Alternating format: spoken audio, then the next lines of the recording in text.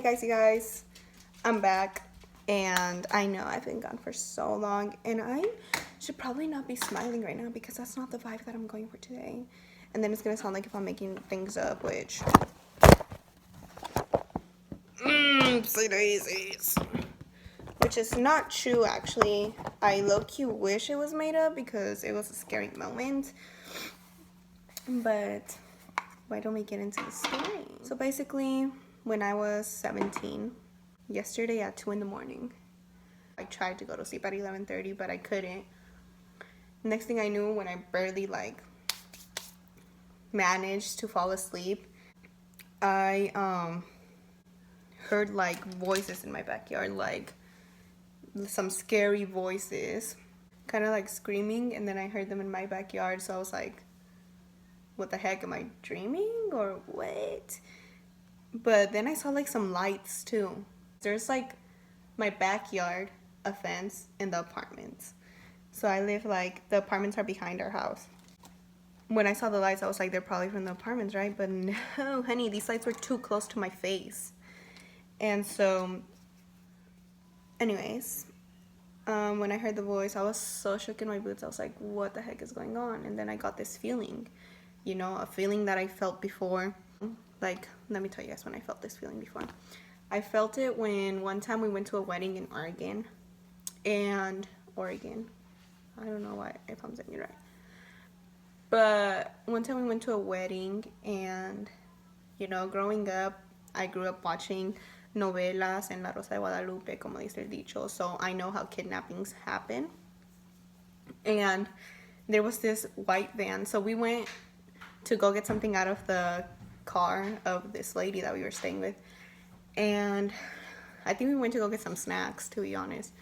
So we went, and when we were gonna go back inside the venue, a van stopped in front of us, and some guys jumped out, and I was like, oh my god, this is it.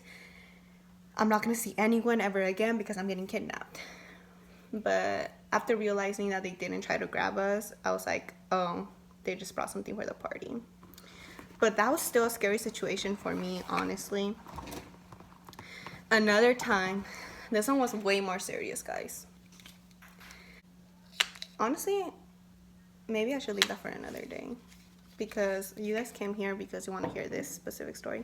But yeah, anyways, I felt this one feeling, and I was awake for a while. I was like, what the heck is going on out there? I realized there was a guy running away from me. All I heard was a lot of noise. I heard fences, jumping, running, screaming. I was like, not screaming, loud arguing. Oh, I did put primer on. Okay, but I was so shook in my boots. I was like, what the flip is going on? And the window was open, because we sleep with the window open because it's too freaking hot these summer days. This is why summer is dangerous, guys, but that's besides the point. So the window was open, and I was like, oh my Lanta, if the guy tries to, what if he holds me as a hostage because he wants to come inside? And I was like, no, what if he's come open the window, for him to come in? And then I know for a fact I wasn't gonna open the window, so I would have probably been shot. And that was my fear. So then I applied that rule, if you don't see them, they don't see you. So I just I was so shook. I just turned away from the window and I just faced the wall, and I was just frozen because I was in lockdown mode, do not make a sound, do not make a movement. And I was gonna call someone, I was gonna call my parents so they could call the police, but my bed would have made noise, and I was just so scared because I was just listening to it. I heard some jumping over a fence because we have a wire fence, so I could hear the wires moving. And then after that, a little while passed, and then I heard two voices in the backyard, but I recognized one of them. It was the neighbor. And the other voice, I guess, was a cop, because I heard him say, oh yeah, he was running through all this side of the house. And I don't know what else he said, to be honest, because I wasn't really, I couldn't make out all the words. But yeah, so I was like, oh shoot, they were actually chasing someone which it was pretty obvious that they were, but I was so shook. And then I waited for like 30 more minutes after that, and then I didn't hear anything. It's now or never. So I got my phone, I went inside my closet. I was not being dramatic, guys. Like, I was really scared, you know? I went in the closet, and then I called my mom. I was like, Mom. Well, I said it in Spanish, but I'll say it in English. I was like, Mom, can we go over there? Because it was like my siblings were in there. So I was like, could we go over there? It was 3 in the morning already. Like, barely turned 3. And she was like, yeah, why? And I was like, I'll just tell you when I get over there. Because, like, I didn't know what was going on. Like, for all I know, he could be hiding out in the shed or something. So we went inside her room and we told her, we're like, well, we heard people in the backyard and chasing and stuff. And then my dad was like, pass me a phone. And I was like, okay. And then he called the cops. But mind you, this had already happened like 20 minutes ago or like 30 minutes ago, because I waited a while until I saw like the coast was semi clear. He called the cops, and the cops told him that they got the guy, you know? So I was like, woo.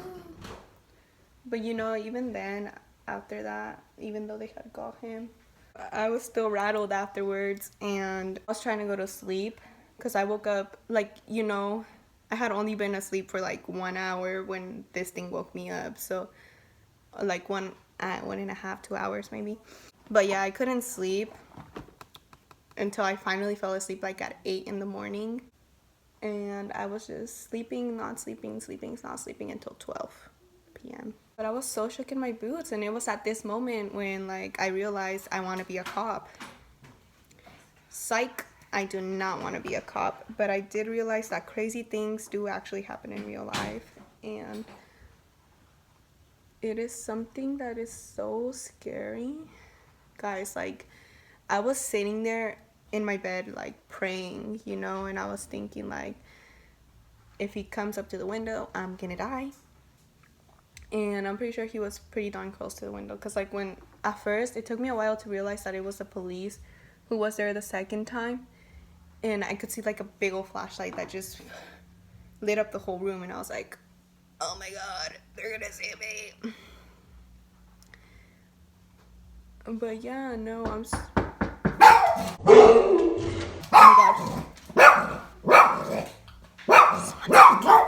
I don't know.